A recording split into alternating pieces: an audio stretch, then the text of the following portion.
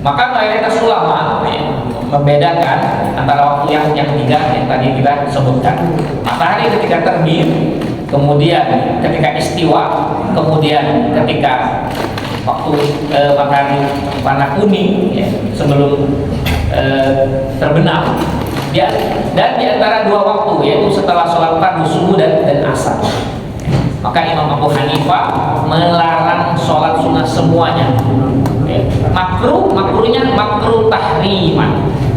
Dalam istilah Imam Abu Hanifah, makruh tahriman itu makruh, tapi dia sudah dekat dengan haram, walaupun belum haram.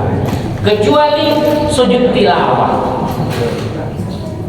Kita lagi mendengar ada orang yang baca sujud tilawah, ya, dia baca ayat Al-Quran ataupun lagi sholat, maka boleh kita waktu itu sujud, ya. Sujud tilawah. Baca nggak sujud?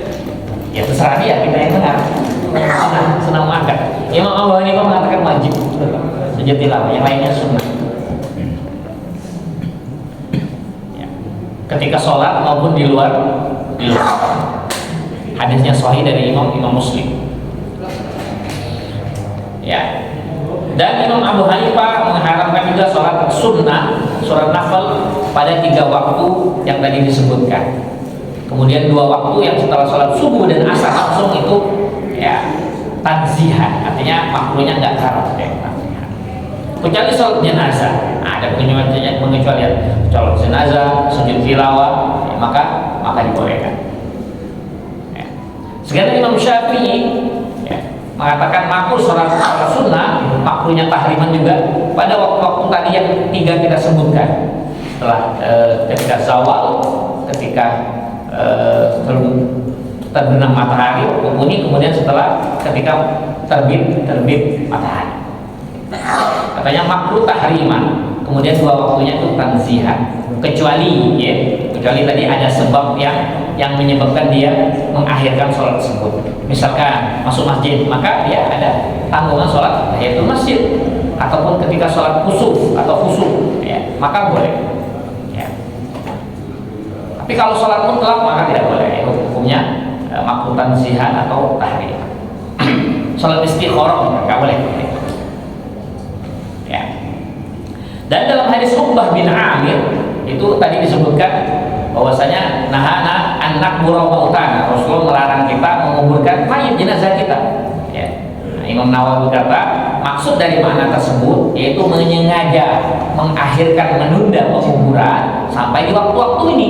Kalau misalnya kita nggak menunda, memang setelah dimandikan, di kafani, disolatkan memang waktunya setelah asar, ya boleh-boleh saja. Boleh-boleh saja. Ya. Maka kata Imam Nawawi maka tidak makruh. Jadi sengaja kita akhirkan. Nah, karena dia sengaja maka baru hukumnya makruh. Ya.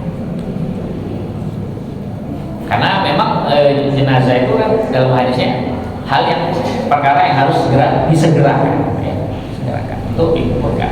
Kemudian zahir hadis Abu Sa'id dan Uqbah bin Amir tadi, larangan ini mencakup semua hari kecuali hari Jumat. Ya. Jadi dari riwayat Imam Syafi'i kecuali hari Jumat. Tapi hadisnya di sini mengatakan dhaif.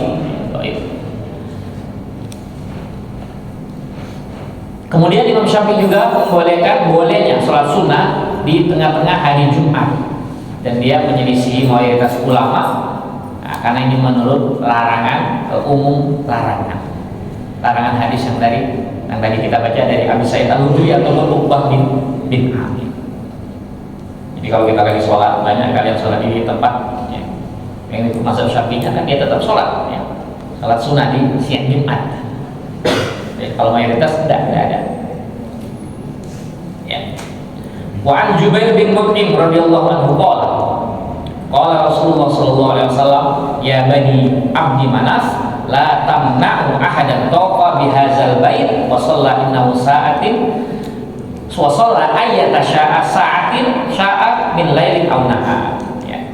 Hadis dari Jubair bin Mut'im, dia mengatakan, wahai anak-anak Abdi Manaf, Bani Hashim, Bani Abdul Muthalib, Rasulullah SAW bersabda, ya, wahai Bani Abdi Manaf, anak-anak Bani Abdi Manaf, Bani Hashim, Bani Muthalib, jangan kalian melarang siapapun tawaf bihadzal bait, di Ka'bah, wa sholat, dan juga sholat ayata saatin, waktu kapanpun ya, baik siang maupun malam. Nah, ini termasuk hadis pengecualian dari hadis yang tadi waktu-waktu yang dilarang untuk melaksanakan sholat. Jadi kalau di Mekah itu nggak ada istilah larangan. Istiwa masih boleh ya. Sudah subuh zuhur kalian mau tawaf boleh. Hadis riwayat imam yang 5 ya. Jadi itu boleh ya. Hadis secara zahir ya, meriwayatkan menjelaskan maknanya jelas ya. Jadi kalau untuk di Mekah itu boleh. Dan ini diambil oleh Imam Ahmad, Imam Syafi'i dan Imam Ahmad. Jadi khusus di sana boleh, nggak ada istilah waktu yang dilarang. Sedangkan mayoritas ulama mengatakan tetap tahrimus shalah di Makkah. Nah, mayoritas ulama tetap mengatakan tidak boleh berpegang dengan hadis yang tadi kita baca dari Abi Sa'id Al-Khudri maupun Uqbah bin Amir, tidak boleh walaupun di Mekah sholat di waktu-waktu ini.